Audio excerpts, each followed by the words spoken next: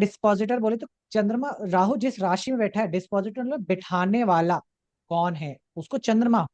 सो moon यहाँ पे इसका डिस्पोजिटर हुआ। चंद्रमा उस स्थान के गुण दोष धर्म लेता है, उसी प्रकार से राहु भी उस स्थान के गुण दोष धर्म लेते हैं और उसमें वो एक्सट्रीम पहुंचाते हैं। अगर राहु एग्जॉल्टेड के साथ ही बैठ जाए या डेबिलिटेटेड के साथ ही बैठ जाए तो भी too good and too bad. Theory of dispositor क्या है? तीन ग्रह, मून, राहु, केतु। कितने ग्रह हैं ये? तीन। हाँ, दैट इज द प्रॉब्लम। तीन नहीं है, एक ही है। एक ही क्यों है? क्योंकि ये मून है, मून एक ग्रह है, ये नॉर्थ नोड ऑफ मून ही है, कोई अलग नहीं है। और ये साउथ नोड ऑफ मून ही है, कोई अलग नहीं है। तीनों एक ही ग्रह से रिप्रेजेंट है, मतलब वो एक ही पार्ट है। ठीक है, तो कोई ये दो ग्रह नहीं है अलग अलग। तो जो चाल चलन चंद्रमा का है वही राहु केतु का भी। बेसिकली राहु केतु के ही आयाम या एक्सटेंशन जो है वो चंद्रमा के ही रूप के एक्सटेंशन है। ये मन है, तो ये मन में पसंद और नापसंद है, मन की पसंद और नापसंद, ये ऐसा समझने का। एक पसंद आता है, एक नापसंद आता है। ये मन के दो प्रतिबिंब है, दो एक्सट्रीम्स ऑफ द माइंड है, ऐसा समझिएगा। क्योंकि जैसे कोई चीज पसंद आएगी वैसे ही आपको एक चीज नापसंद भी आएगी, क्योंकि बिना कंपैरिजन के कोई चीज पसंद ही नहीं आएगी। है ना? आप जब भी किसी कहते हो कि आप बड़े सुंदर हो, तो आपने इसका मतलब एक कुरूप व्यक्ति को देखा है, उसी के कंपैरिजन में तो बोलोगे कि सुंदर है। That is what Rahu Ketu is. That is what your likes and dislikes are. This is like, this is dislike. एक पसंद आता है, एक ना पसंद आता है, सिंपल सी बात बोला जाए तो। ठीक है, तो मून के दो एक्सटेंशंस हुए, राहु और Ketu, extensions of the mind. अब जिस प्रकार से चंद्रमा का कोई अपना स्वधर्म नहीं है, स्वधर्म बोले तो खुद का गोड़ दश धर्म उतना प्रोमिनेंट नहीं है, ये जिस राशि में बैठता है उसी का उठा लेता है। जैसे पानी, पानी का कोई अपना फिक्स शेप नहीं है ना, जिस भी बॉटल में डालो, जिस भी तांबे के बर्तन में डालो, चाहे लोहे के शेप में, किसके भी, वो उसका शेप धारण करता है। सेम रूप से राहु केतु भी यही करते हैं, वो जिस भी पात्र में डालोगे, जिस भी उसमें डालोगे, वो उन्हीं का शेप धारण करेगा। That is the theory of Rahu and Ketu.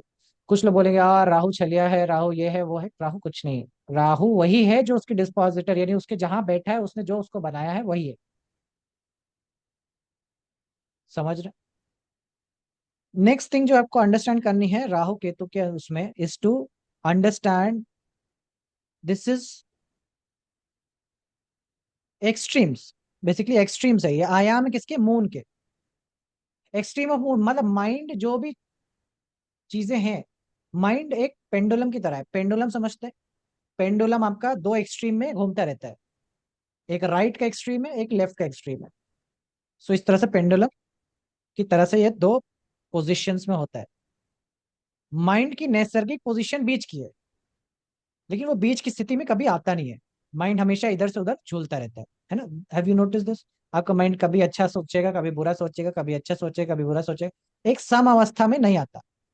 सम अवस्था में आने का मतलब है कि उस फिर वो अलग स्टेट में पहुंच गया ना, बीच के स्टेट में पहुंच गया। हम जबकि starting of the day one से यही बोल रहे हैं, स्थित प्रज्ञ बनिए, स्थित प्रज्ञ बनिए, किसी को जज मत कीजिए, किसी को जज मत कीजिए। है ना? कोई लाइक्स और डिसलाइक में जिए, कोई अच्छा या बुरा ग्रह मत सोचिए। हम आपको सम अवस्था में लाना चाहते हैं, but nature of the mind ऐसा है, वो पेंडुलम की तरह है। सर अच्छा है कि बुरा है ना? ठीक है, खराब है कि अच्छा है ये बता दो बस। ये एक्सट्रीम में घूमते हैं इसी तरह से। So Rahu Ketu basically are the extreme points. एक तरफ का कह लो राहु हो गया, एक तरफ का केतु हो गया। एक्सट्रीम की बात करते हैं, तो एक्सट्रीम क्या? देखो, माइंड ये है जहां पे न्यूट्रल है। ये थोड़ा इस पोर्शन में बढ़ रहे आगे तो पसंद आता है, और थोड़ा और आगे बढ़े और पसंद आता है, थोड़ा और आगे आए बहुत पसंद है। जिस चीज को आप कहने बहुत पसंद है, बहुत है कि उसके बिना जिया नहीं जाता, उसके बिना वो नहीं होता, एकदम पागल हो जाते हैं उसके लिए, वो राहु पहुंच गया वहां। वो राहु का एक्सट्रीम होता है। और जिसको बिल्कुल पसंद नहीं है, बिल्कुल एकदम ना ना ना ना ना, इसको तो बिल्कुल नहीं कर सकते, नहीं नहीं मेरे को नहीं चाहिए, बिल्कुल नहीं, वो केतु का पोजिशन हो गया। वो केतु का एक्सट्रीम हो गया, ऐसा समझने में। जैसे कि राहु का एक्सट्रीम, केतु का एक्सट्रीम समझ, जैसे नेचुरली जो मन, आप समाज को देखिए और समाज से आप समझ में आ जाएगा केतु कहाँ पे है। समाज को कैसी चीजें पसंद नहीं है? समाज को मृत्यु से भय लगता है। डेथ रिलेटेड कोई भी चीज बोले, अरे अरे क्या बोल रहे, क्या बात कर रहे हो, ये सब चीजें उसके। समाज को खाना बहुत पसंद है, भोजन की आसक्ति बहुत है। ठीक है, सबको पसंद है भोजन खाना, है कितना भी खा लो कम ही पड़ जाता है ना। मरता हुआ व्यक्ति भी यही होता है, एक बार और रसमलाई खा लेते, एक और रसमलाई खा ले तब मरे, तब कोई दिक्कत नहीं। लेकिन रसमलाई शायद हर साल में 3500 बार खाए हैं आप, लेकिन फिर भी उसकी अभिलाषा मरती नहीं। दैट इज राहु, कि खत्म ही नहीं हो रहा। और केतु जिस तरफ दिमाग ना जाए, जिस तरफ चीजें ना जाए, वो स्कॉर्पियो का रीजन हो गया एक प्रकार से, है ना। जिसको आपको लगे कि बस ये यार ये वाली बातें मत करो, है ना। कुछ लोग होते हैं कि भाई मरने जीने की बातें मेरे मेरे सामने मत करो, ये सब मेरे सामने मत बोले, ये सब बातें। जबकि मरना सत्य है, एक दिन होना ही है, वो तो एब्सोल्यूट ट्रूथ है। उसके अलावा सब कुछ जगह भगत है। वो राहु केतु के एक्सट्रीम। तो जिस प्रकार से चंद्रमा उस स्थान के गुण दोष धर्म लेता है, उसी प्रकार से राहु भी उस स्थान के गुण दोष धर्म लेते हैं, और उसमें वो एक्सट्रीम पहुंचाते हैं। एक्सट्रीम मतलब बोले तो टू मच, ऐसा शब्द जोड़ने का, जहां पे भी है टू मच। तो अब जैसे कि कभी कोई अच्छा होगा, तो अगर उसमें अच्छाई में राहु जुड़ जाए तो वो टू अच्छा होगा। और बुराई हो और उसमें राहु जुड़ जाए तो वो टू बुरा होगा। सिंपल सा कॉन्सेप्ट है। अच्छा बहुत अच्छा कर देगा, खराब बहुत खराब कर देगा। राहु केतु का केवल इतने काम है, मतलब स्पेशली राहु का। जैसी कंडीशन देख रहे हो उसमें, जहां वो कंडीशन अगर हल्की फुल्की खराब है, तो राहु जा करके उसको महा खराब कर देगा। हल्की फुल्की अगर कंडीशन अच्छी है, तो राहु जा करके उसको महा अच्छा कर देगा। जहां पे भी शब्द जुड़ जाए, जैसे महा, समझ जाना, वहां पे राहु का इम्पैक्ट आ गया। जैसे तुमने सुना हुआ ना, महात्मा, महात्मा, मतलब राहु आ गया है। राहु अब टॉप ऑफ द पोजीशन पे है ना। Mahatma Gandhi top of the head पे, 10th हाउस में राहु मिला हुआ है। इसको महा बनना है, इसलिए महाकालेश्वर। महाकालेश्वर मतलब राहु इन स्कॉर्पियो, काल, और उसमें महाकाल, है ना। काल मतलब मृत्यु, एक प्रकार से बोले काल हो गया, टाइम हो गया, मृत्यु। और उसमें राहु, तो काल बोले तो काल एक्चुअली है तो ये जेमिनाई, उसमें महा जोड़ दिया यानी कि राहु आ गया। सो इधर ऐसा बोले तो स्थान से वो आ गया महाकालेश्वर। महा का जुड़ा हुआ है, महा से टाइम जुड़ा हुआ है। ये जेमिनाई राहु बोल लीजिए, ये आता है महा से। That is the nature of the Rahu Ketu. अभी अभी हम कैसे समझे कि जहां जो राहु केतु है वो अच्छा है कि बड़ी खराब है ना। हम कैसे समझे कि whatever it will give it to good और to bad, what will the circumstances. So simple सी थ्योरी है, if dispositor of rahu is exalted, too good; if dispositor of rahu is debilitated, too bad. What do I mean by that? Dispositor. Let's हाँ बता रहे, dispositor में समझ में नहीं आ आया। रहे आ रहे आ रहे बता रहे। डिस्पोजिटर बोले तो जिस कुंड, जिस भाव में है, मान लीजिए कैंसर राशि है, तो कैंसर में राहु बैठा है मान लीजिए, तो इसका डिस्पोजिटर बोले तो चंद्रमा। राहु जिस राशि में बैठा है, डिस्पोजिटर मतलब बिठाने वाला कौन है, उसको चंद्रमा। सो मून यहाँ पे इसका डिस्पोजिटर हुआ। मून को बोले क्योंकि मून की राशि में बैठा हुआ है, तो उसका डिस्पोजिटर हुआ। अब ये कैंसर का राहु होकर के चंद्रमा यहां बैठे, एक्सॉल्टेड, तो टू गुड है। और कैंसर का राहु होकर के चंद्रमा यहां बैठे तो बैड है। यही मैं कहना चाहता हूं। समझ रहे? ये ऐसा समझे कि राहु जो चाहता है, जिसको प्राप्त करना चाह रहा है, राहु का कैसा विश्लेषण बोला गया कि केवल और केवल फेस है ना, केवल और केवल फेस है, नीचे का जॉ पोर्शन है ही नहीं। तो वो जो खाना चाहता है, वो जो उसकी उसकी भूख है, वो ऑलरेडी हमारे भाग्य में कह लीजिए, कुंडली में कह लीजिए, वो पर्याप्त मात्रा में है, प्रचुर है, सफिशिएंट है वो एस्पेक्ट। तो वो राहु अपना फुल इम्पैक्ट से वो चीजें कर पाएगा। बट वो डेबिलिटेटेड है, वो ऑलरेडी कम है, तो Rahu won't be able to satisfy, लेकिन राहु का वो सेटिस्फेक्शन नहीं आने वाला। ठीक है, तो ये एक पहला नियम हो गया। दूसरा नियम क्या कहता है?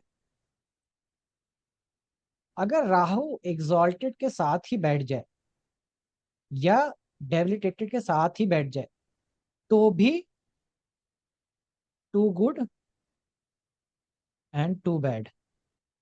अगेन मान लीजिए जुपिटर है, कैंसर का साइन है, और राहु यहीं पे। जुपिटर है, केप्रिकॉन का साइन है, और राहु यहीं पे। ये कॉम्बिनेशन है कि जुपिटर एग्जॉल्टेड है और उसी के साथ राहु बैठा हुआ है। केप्रिकॉन डेमे डेबिलिटेटेड है, उसी के साथ बैठा है। So this is too good, this is too bad. क्योंकि एक तरफ जुपिटर नीचे जा रहा था, उसको जाने में धक्का दे दिया और राहु ने कि लो और नीचे जाना है, और धक्का दे दिया। जुपिटर ऊपर जा रहा था, उसको और ऊपर कर दिया, और उठो और उठो। To good. राहु का पोजिशन स्ट्रांग हो गया, राहु बली हो गया।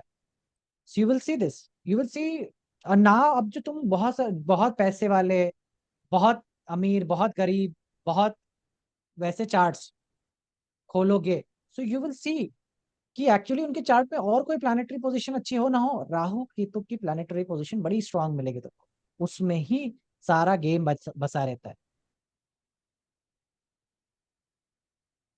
वहीं पे ही चीजें होती हैं, जिनकी वजह से चीजें बनती है, बिगड़ती है। अगर यही चीज, जो भी चीज है, वो 11th हाउस में हो जाए, तो वो थ्री मच हो जाएगी। टू मच से थ्री मच बोले तो।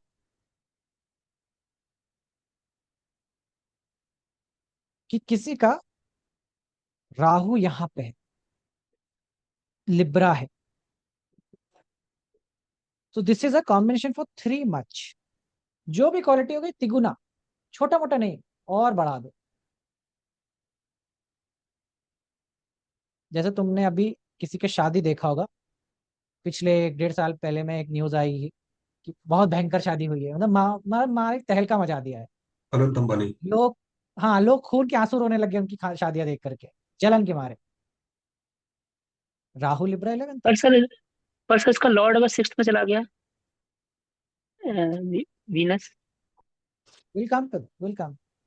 पहले बेसिक थोड़े थोड़े चीजें समझो, जो बुनियाद पॉइंट है उसको समझो। समझ पा रहे? तो अनंत का लगन सेजिटेरियस होगा फिर। हाँ, सजिटेरियस लग्न। ओके। अब तक मैं इसका स्कॉर्पियो मानता था, मतलब जुपिटर लगन भी लेता था। नहीं नहीं, सजिटेरियस लगन है, सजिटेरियस लगन है। स्कॉर्पियो का जुपिटर है 11th हाउस में, जी। वीनस और सैटर्न एक्वेरियस में है 11th हाउस जी। में, थर्ड हाउस में। सो लाइक हाँ। दिस। ओके। ठीक है, सो थ्री मच होता है। जो भी राहु, जब भी जो भी चीज लेके जाएगा 11th हाउस में, वो थ्री मच कर देगा अगर राहु जाता है अकेला। सिंपल है। केतु 3 टाइम्स, मतलब 2 टाइम रिड्यूस करता है। अगर केतु भी, अगर मेलेफिक, मतलब केतु जो भी चीज करेगा वो कम करेगा, जो मतलब डिसलाइक्स क्रिएट करेगा, नेगेटिव चीजें करेगा, तो प्रकार से ऐसा समझने का, कम करेगा। जैसे कि किसी को सिंपल से एग्जांपल दे, कि किसी का टॉरस का केतु हो, सेकंड हाउस में केतु हो टॉरस, फैमिली को न्यूक्लियर फैमिली में बनाता है, मतलब फैमिली छोटी करता है, आधा करता है। केतु का सिंपल टेक्निक है, जहां बैठेगा आधा करेगा। क्लियर है? तो अभी सेकंड हाउस में केतु जाएगा तो फैमिली को छोटी करता है, न्यूक्लियर फैमिली बनाता है। बड़ी फैमिली नहीं होगी आप लोग की, देखना जुपिटर जैसी फैमिली नहीं होगी, चाचा ताऊ नानी ननिहाल पूरा इकट्ठे रह रहा हो, ऐसा नहीं। तो चार, दो हस्बैंड वाइफ एक बच्चे, ऐसा सिंपल सा न्यूक्लियर फैमिली बनाते हैं। बट व्हाट इफ कि ये चीज केतु के साथ हो जाए 11th हाउस में। समझना कि राहु 11th हाउस में कोई खासियत नहीं है, it's because of the 11th house उसको तिगुना ताकत मिलती है। इट्स टू मच ना, 11th house itself has the energy उसको बढ़ाने के लिए। अभी सेम कॉम्बिनेशन 11th हाउस में होगा ना, तो न्यूक्लियर की भी न्यूक्लियर फैमिली कर देगा, और छोटी। मतलब हो सकता है यहाँ पे तो कम से कम ना दादा हो, दादी हो, मम्मी पापा, बहन, भाई और हम, इस प्रकार से इतना बड़ा हो गया। चाचा ताऊ नहीं है लेकिन इतने लोग हैं। इसमें तो केवल ही केवल मतलब समझ लीजिए दो ही मियाँ बीबी हैं बस, उस आयाम पे आगे, वेरी लेस। अब मान लीजिए कि इसमें आपको केस बता रहा हूँ, राहु क्योंकि नेचुरली यहाँ पे हो जाएगा, क्लियर है, और मून भी मान लीजिए यहीं पे हो जाए, तब क्या होगा। ये मेरे पास केस आया था, सो ये केस ऐसा है कि एक तरफ इधर गया, दूसरी तरफ मून जो कि कारका था वो भी डेबिलिटेट कर गया। कारका ऑफ फैमिली, लाइक ना, मदर, पेरेंट्स, अर्ली अपब्रिंगिंग, ये सारी चीज का कारक वो जा चुका है स्कॉर्पियो में राहु के साथ। एक तो स्कॉर्पियो में डेबिलिटेटेड, ऊपर से राहु के साथ में महा डेबिलिटेटेड। तो ये चार्ट था एक बच्चे का जिसके कोरोना में पूरा खानदान खत्म हो गया, पूरा फैमिली खत्म हो गया कोरोना में, नो बडी लेफ्ट। चाचा ताऊ में भी कोई नहीं बचा। बेसिकली एक ऑर्गेनाइजेशन, एक एनजीओ फिर इसको उठा करके लेके आए थे, चार्ट लेके आए थे, nobody is left for his family. So Rahu के तो इसलिए एक्सट्रीमम देते हैं, जो भी देते हैं छोटा नहीं देंगे। उनका आइडिया ही यही है, जो दो खूब दो, देता छप्पर फाड़ के, देने वाला जब भी देता देता छप्पर फाड़ के, वही आइडिया। तो डेबिलिटेट कर जाने वाला चीज, 11th हाउस में जा जाने वाला चीज, जो भी है, अच्छा है बुरा है, ट्रिपल हो जाएगा। That is the theory of this positive.